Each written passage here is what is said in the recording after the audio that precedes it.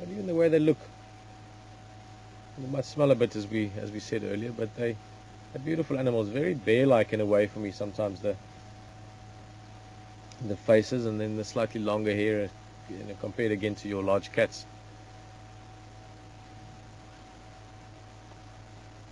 Let me just roll back for you very slowly, just so that branch is.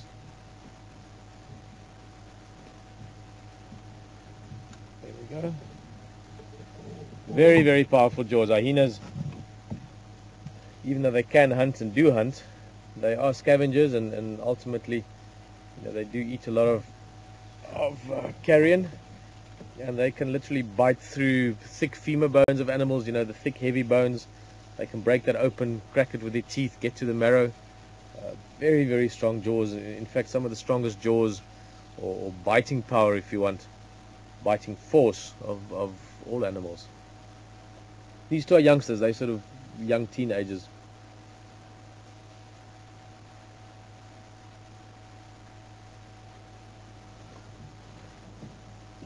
Excuse me again. I hope my voice lasts the next day or two.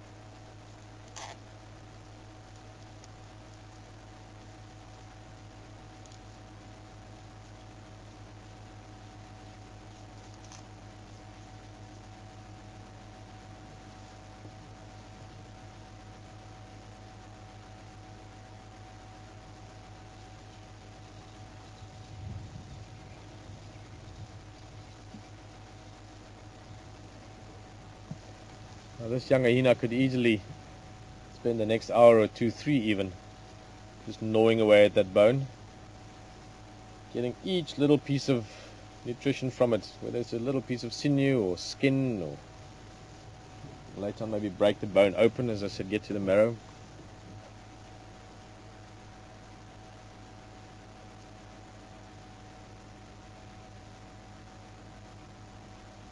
Then again, it's this animal, the same as the other ones around here. They do have the luxury of time to an extent. They have to work hard. People always think that animals sort of just relax around the bush. They have to work hard to find their food, but there are times when your best activity actually is to not spend too much energy. So these guys, for the rest of the day, probably will stick around this area, chew on the bone. This other one will try and get a piece of the action at some stage.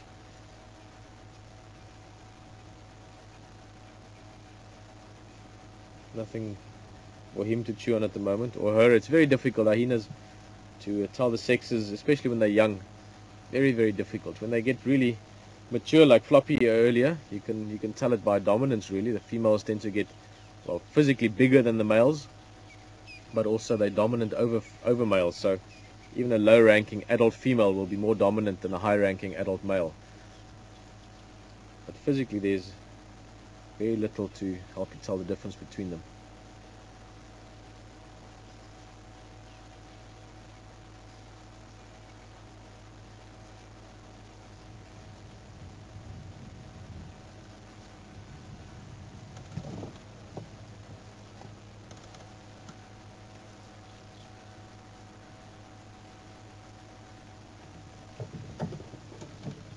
Let me just roll back again, see if they can stick in the open. No, gravity is not enough.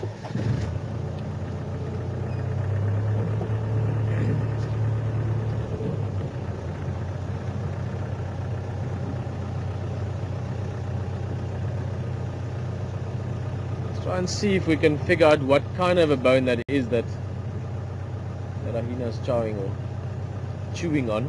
Sorry, chowing is a bit of a slang word here in South Africa.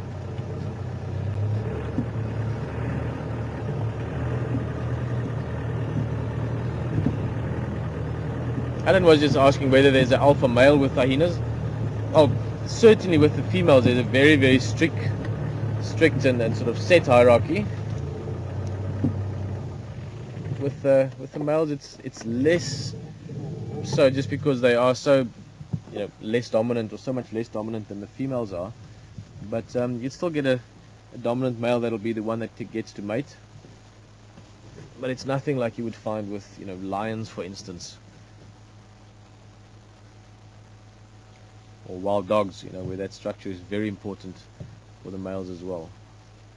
Well, this one's really working at it. Sebastian, can you make out what that leg is?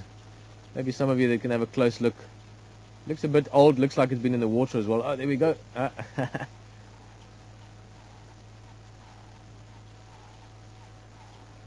maybe I guess almost from a kudu or something, looking at the size of it. Young kudu or a female kudu. It's not the freshest of bones. Oh, this one got a little snippet.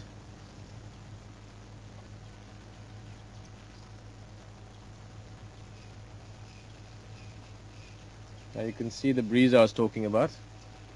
See the movement in the grass around that hyena.